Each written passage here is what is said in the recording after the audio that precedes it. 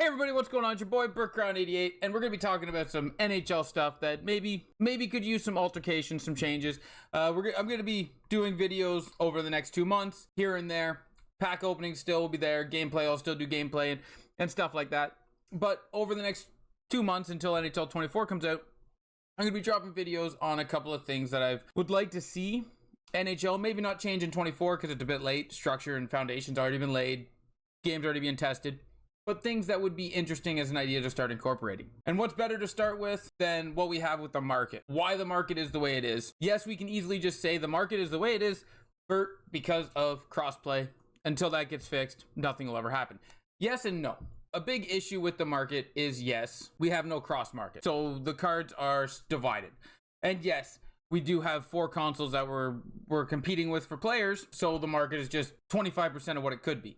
Yes, that is an issue, big issue, guaranteed, and that is something that needs to be addressed. But that is not what I'm going to be talking about here today. What I'm going to be talking about here today is MSPs and X Factors. The thing that single-handedly takes cards out of the market, really. Takes cards off the market, people can't buy them, you can't make coins off them because you're doing other things with them, but it's something that could be addressed by slightly changing X Factors and MSPs. This is one thing that I think they could do that would help you work on your team by playing the game. Big part, playing the game, and it would get cards in the market for other things. So if you do like the video, guys, give it a thumbs up. If you like the concept, put that in the comment section down below, right? You like the concept or no, Bert, what you're talking about, I don't think would fix it, and this is why. But I truly think this would be a good fix, and it would be a cool concept for NHL to adapt. Don't forget, if you're new here, hit that sub button and notification bell down below so you don't miss anything in the future. Plus, NHL 24 will be coming out, and I'll be going hard at that. So if you don't want to miss that, sub button, notification bell, and I really do appreciate it.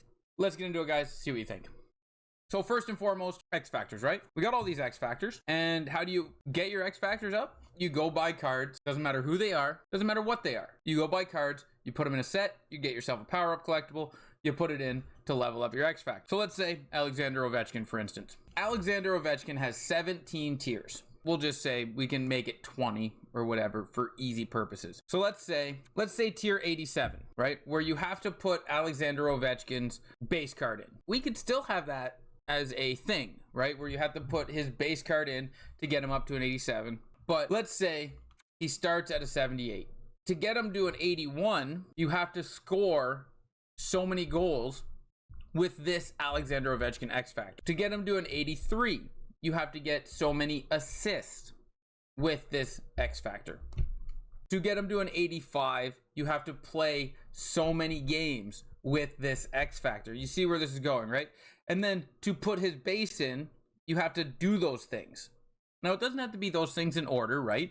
It can be any of the above. Like, you can do hits, shots, games played, and then you can get into the more progressive ones, right? Where it's like, get a hat trick, right? You need a hat trick with Alexander Ovechkin to get him to an 88.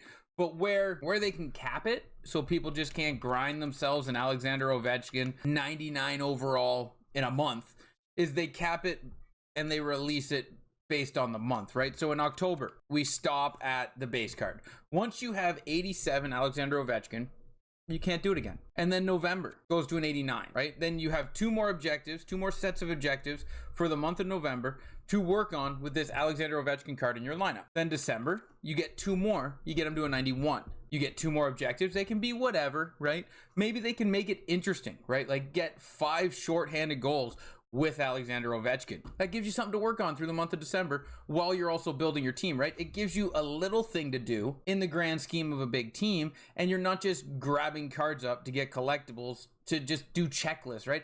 I'm not going, oh, I'm going to go get my rewards and I'm going to get 80 overalls so I can turn them into collectibles so I can power up Alexander Ovechkin, blah, blah, blah.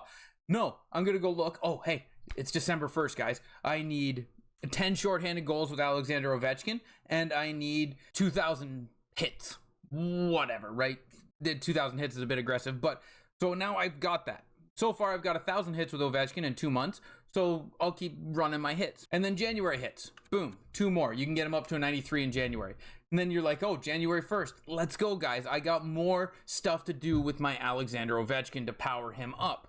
Then I'd be like, okay, I do those things. Now February hits. You get where I'm going with this. February, you get 2 more. You see how February, he's a 95? And then March, he's a 97. And then April, come the end of the season, guys, April, right? This is where everything kind of starts slowing down, and people that are playing NHL at this point are going to play it all year long, but you know, this is where it starts slowing down.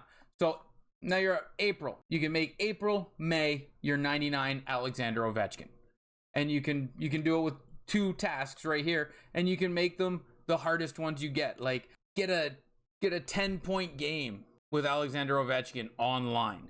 Now I know that could be brutal, because now you're going to have somebody out there just running up the score on you. It doesn't have to be an 8-point game. Make it a 10-point game. Make it a 6-point game. 6-point game is probably hard to get with one player. So make it a 6-point game. Now you're going into every game giving Alexander Ovechkin big minutes, and you are feeding him the puck, trying to get everything you can get. And that's how you get a 98. And then a 99 can be something god tier. Something unbelievably crazy, that if you see Alexander Ovechkin at a 99, you know that this guy did this. Maybe Michigan, right? The only way to get a 99 overall Alexander Ovechkin is a Michigan, right? Because the reason I say that is there's not a huge difference between the 99 Ovechkin and the 98 Ovechkin, only speed. And you can use the synergies to make him a 95 speed, so it's not terrible, right? 99 to 95, you're losing 4 speed, which in a past video I've shown that's not a big difference. So it's nothing crazy, but it's a flex. 99 Ovechkin would now become a flex. And sure, you can do that with everything. Kyle Connor, same thing. How do you get Kyle Connor to a 99? Because we don't even have him here now. But how do you get him to a 99? You would do the Michigan. You get a Michigan with Kyle Connor, and you get the 99. That would give people something to chase all year, where they're like, hey, I got to get at least one Michigan with Alexander Ovechkin. And they could make it so you have to get the Michigan with his 98 overall card. So if you get the Michigan in November with him at an 87, hats off to you, but it doesn't count. The objective would only count when you're working on it, right? They could make it like that. So it's stuff to do where you don't have to go and just get 80s to power these cards up. All you do is save your rewards, you get your collectibles from power-ups, and you do it that way. That would be a great way to deal with X Factors. Now, MSPs, on the other hand, I think need to be the exact same way. Slightly different, though. Slightly different. Quentin Byfield, 99, sure. When his card comes out, he starts at an 86. And based on his performance per game is when you can get him to go up or down. So say you have a Quentin Byfield that goes out and he's a minus 4, right? Doesn't get any shots, doesn't get any points. He doesn't win any faceoffs. He's a minus 4. Then he would go down to an 85, right? I know some people might not like this idea because I don't want to invest in a card that's going to go down. But with that being said, if you have a game where Byfield wins 55% of his faceoffs, 52% of his faceoffs, whatever, he wins the majority of the faceoffs he takes. He's a +2, maybe gets the game-winning goal, then he goes up by an overall, right? So if you string together 10 great games with Quentin Byfield, boom, he's a 96 overall.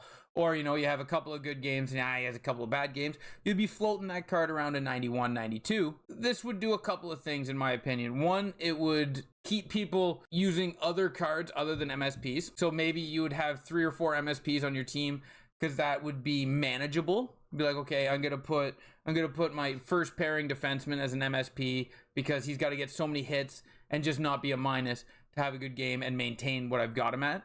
I would have a center as an MSP because I get a couple of assists with him, win a couple of draws, and he's going to maintain where he's at, and then maybe every once in a while I have a good game and he goes up in overall. And then maybe even a goalie, you know, get some wins and he goes up as well. That would be manageable. And then you get 1 or 2 X Factors in there that you're doing their objectives as well to get them going up. And then the rest is cards that the game is releasing, like prime times and monthlies, or now what we're going to talk about, and what we're going to talk about in another video is sets for cards like that. So keep that in mind when I do that video sometime in the next couple of days.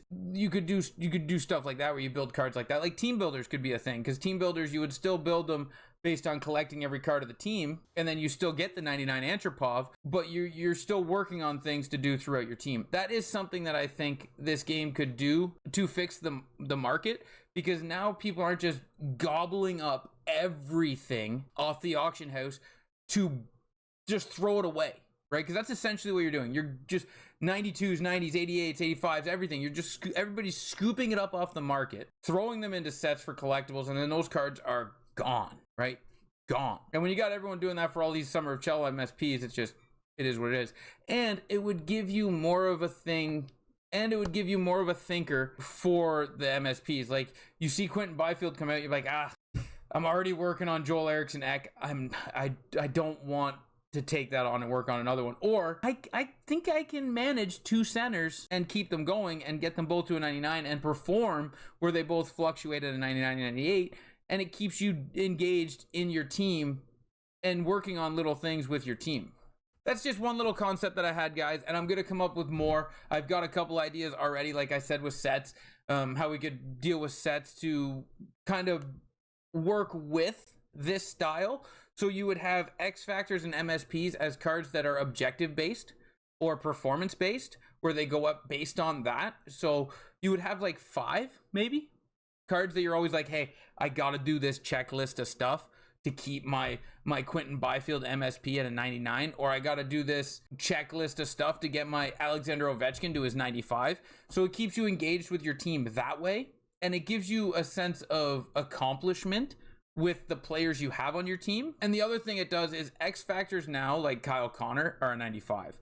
If you could tell me that I could work my way up to a 99 Kyle Connor, if I'm a fan of that player, he's on my team, I'm working on him, I'm grinding him, I'm doing the objectives, somebody's going to see my 99 Kyle Connor, they're going to be like, whoa, that guy did everything with Kyle Connor, plus the Mishy, he must love the guy. It's just stuff like that, right? It gives you engagement in your team, it gives you meaning in your players, and then with the sets that I'm going to do in the next upcoming video, after I do a couple of pack rewards, you will see how I tie that together, where you could do some set players, some MSPs, some X Factors, and that just brings it all together as one nice big personal team that you have put together that's not going to be the same as everyone else's. But I appreciate everyone for hanging out, watching the video. I hope you did enjoy it. I hope you loved the concept, and I hope it's something that we can see one day in NHL, even if it's not this year, maybe next year, maybe the year after, who knows.